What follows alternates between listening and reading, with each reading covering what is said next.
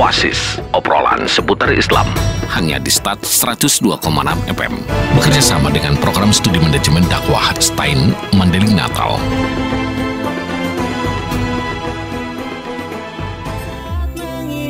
Assalamualaikum warahmatullahi wabarakatuh. 102,6 FM Star Serasi, suara satu kata penuh makna, pasti selalu di hati. Mengudara dari lantai 2 gedung Star FM, Jalan AMD Lama, Kelurahan Kota Siantar Penyambungan. Pagi Madinah, Madinah pagi. Ya, di Oasis ini kita seperti biasa ngobrol-ngobrol mengupas tuntas tentang seputar tentang keislaman ya, yang mana Oasis ini merupakan satu kerjasama dari kegiatan Prodi Manajemen Dakwah STAIN Mandailing Natal dengan Radio Star FM Penyambungan.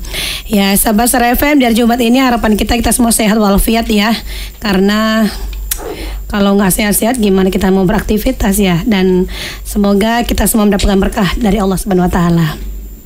Sahabat Star FM, ya seperti biasa dengan tema yang telah kita tentukan dan juga dengan narasumber yang telah kita hadirkan. Di sini saya ditemani oleh narasumber yang cantik, energik, tapi sudah memiliki satu anak. Ya, dia itu tidak lain dan tidak bukan adalah sahabat kita Restila Pratiwi MA Huma. Assalamualaikum Ibu Restila. Waalaikumsalam warahmatullahi wabarakatuh, Bu Rara. Iya, suaranya aja udah dengar suara seperti apa ya, imut ya. Memang orangnya cantik ya. Secantik Bu Rara. Masya Allah, Allahu Akbar, Allahu Akbar. Sahabat Star FM ya, kalau kira nggak percaya ya dengan kecantikan Ibu Restila yang hari ini kita hadirkan, bisa nih kita lihat di live-nya Facebook kita di Radio Star FM 102,6 ya, FM Penyambungan, atau boleh lihat Oasis kita yang dulu-dulu di akun YouTube kita di Star FM News Channel ya. Jadi sebagai informasi, hari ini kita akan membahas masalah memperindah bahasa dalam syiar Islam. Ya, sahabat Star FM, seperti ini ya. Kalau kita berbicara bahasa, berarti kita berbicara ada komunikasi gitu ya, Bu. Betul ya, sekali, Bu. Jadi Ibu Restila ini adalah salah satu dosen dan juga ketua prodi loh di jurusan Tadris Bahasa Inggris. Betul. Ya. Dan spesialis keilmuannya adalah Introduction to English to Linguistic. Iya. Apa sekarang kegiatan Ibu nih sebelum kita ke materi? Oke, terima kasih Bu Rara. Jadi kalau beberapa bulan ini itu masih fokus pada di kampus ya, jadi ketua prodi. Lagi diapakan ini, dipertanggungjawabkan sebagai ketua prodi di Tadris Bahasa Inggris. Dan sekarang udah mulai masuk ya anak-anak mahasiswa ya. Jadi lagi sibuk untuk proses belajar mengajar seperti biasa kita lagi. Mudah-mudahan nanti di Tadris Bahasa Inggris ada mahasiswa lebih banyak ya. Amin. Begitu juga dengan manajemen dakwah. Ya, sahabat Sarefan sih kita untuk promosi gitu ya. Kalau kita sudah nerima mahasiswa baru loh. Jadi yuk kuliah di STAIN Madinah. Yuk, betul sekali. Iya, Bu Restila. Ya. Kita kan tahu bahwa manusia sebenarnya makhluk sosial yang mempunyai yang mempunyai naluri ya, untuk senantiasa dia ingin bersama, ingin selalu ditemani gitu. Iya, betul. Tapi di dalam keinginan ini agar dia bisa tercipta sebuah maksudnya tujuan dia ingin bersama ini kan dia memerlukan interaksi ya, termasuk di dalam sifatnya untuk keagamaan. Betul. Makanya dibutuhkan namanya bahasa. Menurut Ibu Restila, bagaimana sih sebenarnya urgensi bahasa itu di dalam syiar Islam? Iya. Jadi kita kalau ngobrol tentang bahasa itu pasti ada hubungannya dengan komunikasi, dengan hubungannya dengan dakwah, hubungannya dengan syiar Islam. Itu satu hal yang sangat-sangat berhubungan sekali. Dan urgensinya si bahasa ini dalam syiar Islam itu sangat-sangat urgen sekali. Karena kalau tanpa adanya bahasa yang bagus, tanpa adanya metode bahasa yang tepat, maka syiar kita itu tidak sampai kepada masyarakat, atau masyarakat yang mendengarnya tidak akan sampai. Maka dari itu bahasa memuat hal-hal yang sangat urgent dalam dakwah ataupun syiar Islam kita. Jadi mungkin seperti yang tadi saya bilang bahwa kita kan manusia ingin kebersamaan ya. Ya, betul. Mungkin di dalam syiar Islam itu tujuannya kita memang dalam ilmu dakwah ya, Bu. Iya. kebersamaan itu bersama untuk mendapatkan keberkahan dunia dan akhirat dari Allah Subhanahu wa taala. Betul. Nah, jadi sebenarnya kalau kita berbahasa berarti ada interaksi sosial yang mana itu juga merupakan kunci dari kehidupan sosial ya. Ya, Karena tanpa sebuah interaksi, tanpa sebuah bahasa, berarti tujuan dari syiar Islam ataupun apapun itu namanya tidak akan tercapai begitu. Betul sekali Bu Rara, karena dia syiar Islam ini atau dakwah ini itu akan berhasilnya itu kan dengan menggunakan metode-metode yang tepat tadi. Nah, dengan metode-metode yang tepat ini tentunya kita juga membutuhkan bahasa yang menarik supaya ketika penyiaran Islamnya ini lebih orang itu merasa lebih keren ya gitu. Oh, keren juga ya penyampaiannya. Makanya dibutuhkan itu tema kita yang tadi itu untuk memperindah bahasa ya. Iya, benar. Memperindah bahasa dalam syiar Islam itu. Iya. Kalau dalam ilmu interaksi sosialnya itu sebenarnya syarat untuk terjadinya ada memperindah bahasa tersebut dalam syiar Islam atau apapun, dia memang ada namanya kontrak sosial dan juga komunikasi. Dan komunikasi itu termasuk dari bahasa ya. Iya, betul sekali. Iya. Kira-kira ada nggak sih Bu sebenarnya kaidah-kaidah berbahasa dan prinsip-prinsip dari bahasa? Iya, betul. Jadi Bu Rara, di dalam berkomunikasi itu ada dua hal yang penting dan harus kita perlu pertimbangkan. Yang pertama yaitu kaidah bahasanya seperti apa, dan yang kedua itu bagaimana prinsip-prinsip bahasa tersebut. Kaidah bahasa di sini itu bersangkutan dengan prinsip-prinsip penggunaan bahasanya juga, di mana kaidah itu bersifat konstitutif dia seperti itu. Arti konstitusi ini gimana? Yaitu mendefinisikan sistem di dalam berbahasa. Berarti kita ini nggak bisa sembarangan berarti kalau berbahasa. Ya, betul. Dan juga kalau kaidah itu menentukan mana bentuk-bentuk yang apik dan mana yang tidak apik ketika kita menyampaikan bahasa tersebut. Apik dan tidak apik ini apa nih? Kita nih orang penyambut apik nggak apik itu yang sampai nih, yang sampai ke masyarakatnya, yang betul-betul itu formal dia, ya formal, dan ada dia yang tidak formal, yang tidak bagus kata penyampaiannya, maka diperlukan kaidah-kaidah yang baik gitu. Jadi kalau dari bahasa Indonesia mungkin dia bahasa baku dan bahasa non baku. Itulah apik dan apiknya ya sahabat RFM ya. Jadi apik dan apik itu bagus dan nggak bagus. Contohnya itu seperti misalnya ketika kita mau sehari-hari lah ya, kita mau beli lontong nih. Bu, aku lontong 1 gitu kan. Kamu lontong ya, gitu kan mungkin ya. Betul. Jadi, sekali. Bu, saya mau membeli lontong gitu. Itu mungkin bahasa yang apik ya. Gitu kalau kita untuk menyampaikan syiar Islam seperti itu juga. Kita menyampaikan yang kena nih, dapat nih jawabannya ini dari yang disampaikan, itu dia yang dikatakan apik, itu yang betul-betul bagus. Jadi apakah memang setiap syiar Islam itu harus menggunakan bahasa yang apik ataupun yang baku, ini kira-kira gimana? Dan tadi ada kaidah, satu lagi itu ada prinsip. Prinsip bahasa itu yaitu memilih. Nah, ini dia, memilih bentuk-bentuk bahasa yang bagus, yang persuasif dia, yang bisa mengajak nih pendengarnya supaya mengikuti apa yang disampaikan oleh si penyiar tadi. Artinya melakukan komunikasi persuasif ya, agar orang tuh bisa efektif apa yang kita sampaikan gitu ya kan? Iya, betul sekali. Iya, benar-benar. Jadi kalau begitu kita jangan sembarangan berbahasa ya Bu ya. Iya, harus, karena dia ini dalam tema kita ini untuk menyiarkan agama Islam, otomatis kita harus mencari bentuk-bentuk bahasa yang bagus ketika menyampaikan ajaran-ajaran Islam. Contohnya seperti apa sih Bu kira-kira kalau bentuk-bentuknya? Kalau dia itu di dakwah ya, sebenarnya ini yang lebih tahu itu Ibu Rara sebenarnya kan, Ibu kan juga orang bahasa.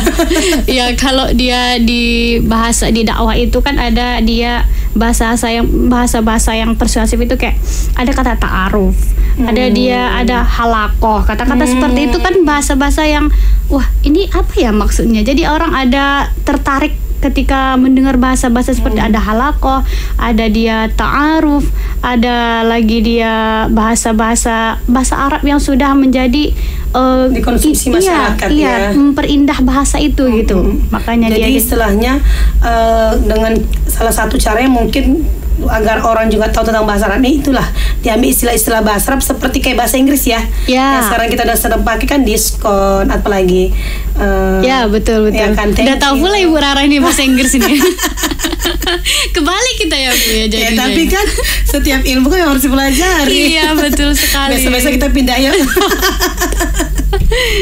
Iya ya, jadi Kalau boleh saya ambil dari inilah ya, dari kata seorang ahli ya bahasa ya. Kalau dari kata Sikri Dalaksana ya, dia mengatakan bahwa bahasa itu adalah suatu sistem dari lambang bunyi arbiter atau manasuka ya, yang digunakan oleh anggota masyarakat untuk bekerja sama, untuk berinteraksi dan mengidentifikasi diri. Ya. Nah, tapi ada juga kata Sikeraf ya Bu ya, bahwa bahasa itu alat komunikasi antara anggota masyarakat yang merupakan lambang bunyi suara yang dihasilkan oleh alat ucap manusia termasuk mulut. Betul. Nanti saya akan tanya sama Ibu dulu, sebenarnya ada nggak sih gaya bahasa yang kita butuhkan dalam syariat Islam? Tapi sahabat, boleh. nanti tunggu dulu Bu ya, sabar.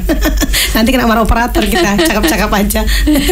Ya, sahabat, nanti kita akan lanjut lagi, tetap di 102,6 FM.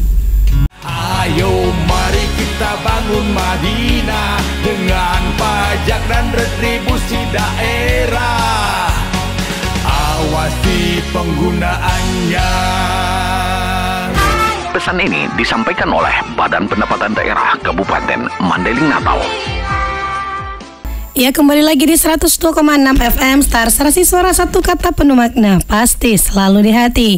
Masih di Oasis ya, bersama saya Siti Rahma Rahab dan juga dengan narasumber kita yang cantik abis, Ibu Resdila Pratiwi M. Hum. Ya, dia Kaprodi Tadris Bahasa Inggris ya. Sahabat Star FM, ini Ibu Resdila ini pintar. Betul, serius, pintar banget. Nanti kalau nggak percaya bolehlah dilihat di Stein Mandailing Natal ya Bu ya. Sama kayak Bu Rara, pintarnya. Masya Allah, jangan pintar ngabulin apa? Kibulin orang. Ya, tadi kan sahabat, kita sudah bicara juga Ibu Resdila ya, bahwa ada bahasa yang bahasa itu urgen, ya penting, dan ada kaidah-kaidahnya dan juga ada prinsip-prinsip dalam berbahasa. Tadi ya Ibu bilangnya bahwa harus yang dimengerti, ada bahasa yang formal dan non formal, baku dan pohap, yang apik dan tak apik itu ya. Nah, juga tadi ini ada juga tadi saya tanya bahwa ada namanya gaya bahasa pastinya Ibu. Betul. Sebenarnya pengertian dari gaya bahasa itu apa sih? Oke, kalau dia gaya bahasa itu dia gimana cara kita menyampaikan, model-model penyampaian kita ketika menyiarkan atau menyampaikan komunikasi pesan kita, menyampaikan pesan kepada khalayak masyarakat. Itu dia yang didefinisikan sebagai gaya bahasanya. Dan kalau dia gaya bahasa itu dia banyak model-modelnya, macam-macamnya. Seperti yang kita tahu itu ada dia personification. Nah, personification itu yaitu dia berbentuk majas gitu, yaitu menggantikan fungsi benda mati menjadi dapat bersikap layaknya manusia. Contohnya itu misalnya angin malam telah melarang aku keluar, something like that gitu. Seperti itu gitu contohnya. Ada juga dia metafora. Metafora itu meletakkan sebuah objek yang bersifat sama dengan pesan yang ingin disampaikan dalam bentuk ungkapan dia. Contohnya itu usahanya udah bangkrut karena memiliki hutang dengan lintah darat, something seperti itu. Contohnya dia menghubungkan yang benda mati menjadi dengan orang yang ada gitu. Mungkin kalau kita juga ke ilmu dakwanya ini, kalau kita bilang bermajas-majas artinya apa ya?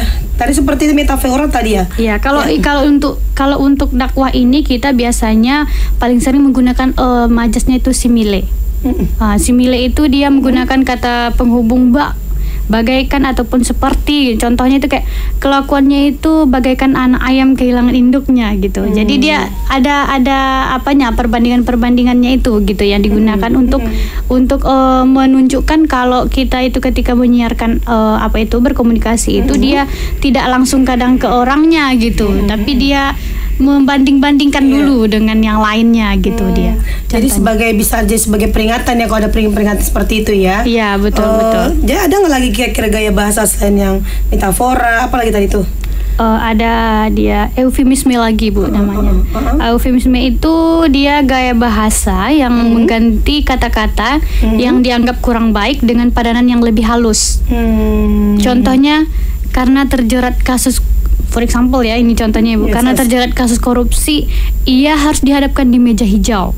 Contohnya seperti itu. Jadi dia menggunakan kata-kata yang dianggap kurang baik itu menjadi lebih halus aja kata-kata, sebenarnya itu enggak. Berarti ya. Iya, sebenarnya itu kan kalau kita secara to the point-nya, dia itu sebenarnya udah masuk apa nih di sidang nih gitu. Dia udah masuk penjara nih gitu. Cuman dibilang di situ di meja hijau gitu ya. Seperti inilah mungkin ya. Kalau di berita dari jurnalistiknya ya, si Jago Merah telah menghanguskan beberapa bangunan ruko gitu ya. Betul sekali. Saya tuh pernah belajar bahasa Indonesia soalnya Bu. Iya, betul sekali. Itu dia Bu, kalau dia gaya-gaya macam-macam gaya bahasa ketika kita itu menyiarkan atau menyampaikan pesan kita ke masyarakat itu. Jadi ada nggak kira-kira lagi selain itu? Ada satu lagi, itu ada association. Itu adalah majas yang membandingkan dua objek yang berbeda namun dianggap sama dengan pemberian kata sambung bagaikan dan seperti juga, sama tadi kayak simile juga. Tapi ini contohnya wajahnya Mbak Mentari pagi yang cerah gitu. Jadi dia lebih ke objek sastra, ya? Iya, seperti sastra dia. Ada lagi kira? Selain itu juga ada dia. Banyak ya Bu ya? Sebenarnya ini banyak ya, kalau kita ceritakan itu banyak sekali ya. Cuman di sini kita ambil poin-poin yang bisa menyesuaikan dengan ya. Itu ada juga alegori. Alegori ini menyandingkan suatu objek dengan kata-kata kiasan. Contohnya itu di dalam perlombaan memenangkan hati, jurinya adalah perasaan.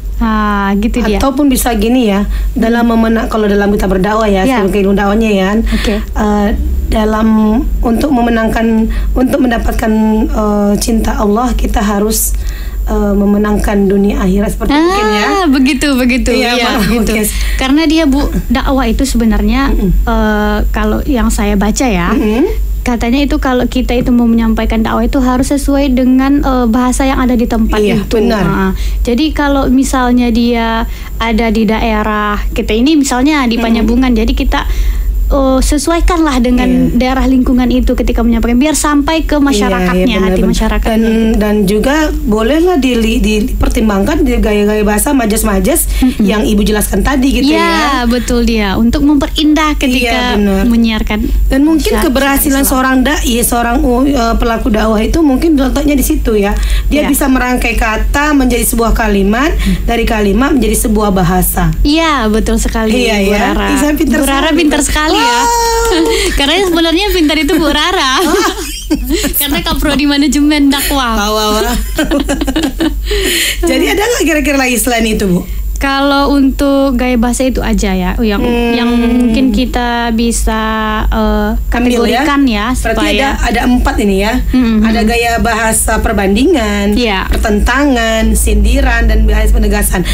Kalau di dalam bahasa dakwahnya ini, dalam ilmu dakwah, ada namanya gaya bahasa layina, syadida, masyura. Jadi dia penegasan, peringatan, penghargaan, terus kasih sayang. Ya mungkin masing-masing gaya bahasa yang Ibu sampaikan dan saya bahas tadi, yang saya juga bilang tadi, di kejadian satu mungkin ya. Iya, betul. Sehingga bisa disesuaikan. Nah, jadi dia lebih indah jadinya ketika orang-orang mendengarnya ketika menyampaikan pesannya gitu. Berarti nggak boleh sembarangan dong kita mensiarkan Islam ya. Betul, kita harus sesuaikan juga dengan kaidah-kaidah yang ada dalam Al-Quran kan, juga Bu. Bahkan pun di dalam Al-Quran juga itu ada yang saya baca juga ya, tapi sekilas itu kalau di dalam Al-Quran juga udah ada apanya gitu.